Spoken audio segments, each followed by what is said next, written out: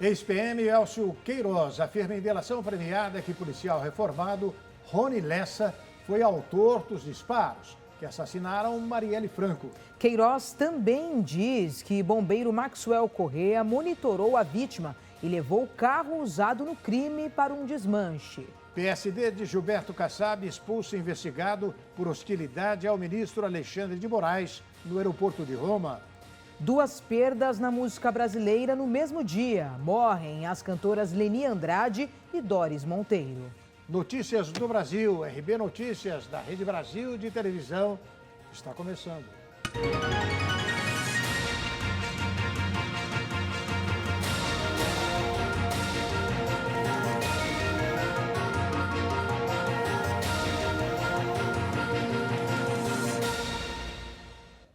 A Polícia Federal prendeu nesta manhã de segunda-feira o ex-bombeiro Maxwell Simões Correia. Ele é suspeito de participar dos assassinatos da vereadora Marielle Franco e do motorista Anderson Gomes. A prisão foi motivada após uma delação do ex-policial militar Elcio de Queiroz. O ex-policial militar Elcio de Queiroz firmou uma delação premiada com a Polícia Federal e com o Ministério Público do Rio de Janeiro, onde deu detalhes do atentado contra a vereadora Marielle Franco e o motorista Anderson Gomes. Ele afirmou que o policial reformado Rony Lessa foi o autor dos disparos que assassinaram Marielle Franco e o motorista Anderson Gomes. Em 14 de março de 2018, o carro de Marielle e Anderson foi alvejado com 13 tiros de uma submetralhadora HK MP5. A vereadora foi atingida por 4 tiros na cabeça e o motorista por 3. Os 2 morreram no local. Queiroz também acusou o ex-bombeiro Maxwell Simões Correia, conhecido como Suel, como responsável por fazer campana e seguir os passos de Marielle, além de levar o carro usado no crime para um desmanche. Como resultado da delação, junto a outras provas levantadas na investigação, a Polícia Federal prendeu na manhã desta segunda-feira o ex-bombeiro Maxwell Simões, que também já havia sido preso em junho de 2020 e cumpria prisão domiciliar.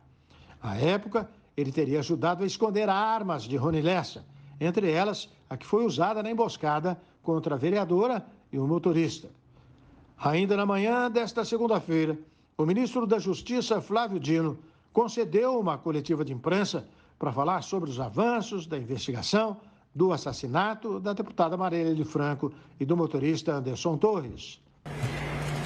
O fechamento de uma fase da investigação, com a confirmação de tudo que aconteceu na execução do crime. Então, certos aspectos, certos detalhes da investigação sobre os quais pairavam dúvidas, a partir da delação do senhor Elcio, essas dúvidas se acham removidas. Flávio Dino afirmou que com essa delação concluída hoje, a investigação seguirá para uma nova fase, que é a de se chegar aos mandantes do crime, a qual se encontra em segredo de justiça. Não há, de forma alguma, a afirmação de que a investigação se acha concluída. Pelo contrário, o que acontece é que há um avanço, uma espécie de mudança de patamar da investigação. A investigação agora se conclui em relação ao patamar da execução e há elementos para um novo patamar, qual seja a identificação dos mandantes do crime. Para o comentarista Ney Gonçalves Dias, os resultados da investigação do caso Marielle são frutos exclusivos de um exímio trabalho da Polícia Federal que deve muito em breve esclarecer de vez quem foi o mandante do crime. Há 5 meses, a Polícia Federal está investigando no Rio de Janeiro. Ponto. Só que agora apareceu numa delação do Elcio Queiroz. O Elcio Queiroz está preso, foi o motorista do carro quando ocorreu o assassinato. A sua delação foi importante, primeiro pelo seguinte: confirmou que ele dirigiu o carro, que foi o Lessa que atirou. confirmou o trajeto, ratificou o trajeto das operações, como é que foi feito, a preparação. Houve uma motivação antes, uma preparação de vários dias, ela foi seguida, tudo isso está sendo confirmado agora na delação do Elcio de Queiroz. E o mais importante, surgiu o terceiro nome. Esse terceiro nome, ele devia participar da ação, da operação do lugar do Elcio. Só que na última hora, ele foi substituído pelo Elcio Queiroz, que foi o motorista que culminou com o assassinato de Marielle Franco. Pois bem, vejam, senhores, o seguinte. Vejam, senhores, a Polícia Federal. A Polícia Federal, em 5 meses,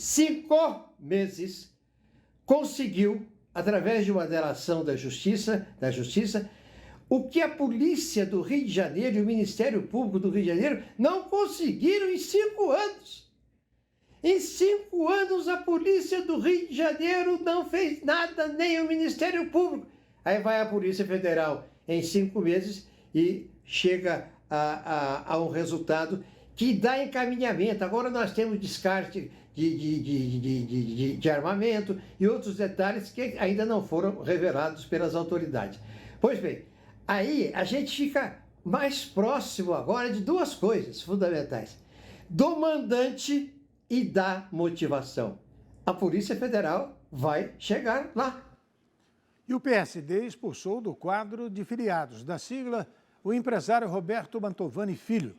Ele é investigado pelo episódio de insulto e agressão contra o ministro do Supremo Tribunal Federal, Alexandre de Moraes, e seus familiares, ocorrido há 1 semana no aeroporto de Roma.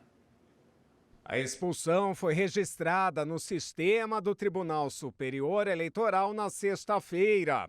Logo que o episódio veio a público, assim como a informação de que Mantovani era afiliado ao PSD, a sigla anunciou que tomaria medidas disciplinares contra o empresário diante da gravidade do caso.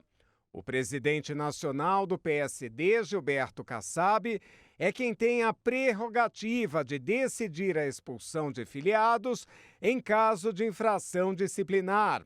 Foi o que o dirigente fez na terça-feira, após consultar integrantes da cúpula do partido e lideranças da sigla. O empresário é investigado pelo episódio relatado por Moraes à Polícia Federal no fim de semana passado, no qual o ministro foi insultado e seu filho agredido a ponto de ter os óculos derrubados no chão.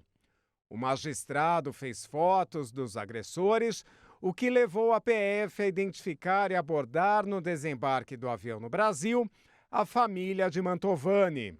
Ele estava acompanhado da mulher, Andréa Munarão, acusada de ter proferido as hostilidades contra Moraes, o genro Alex Zanata Binotto e o filho Giovanni Mantovani.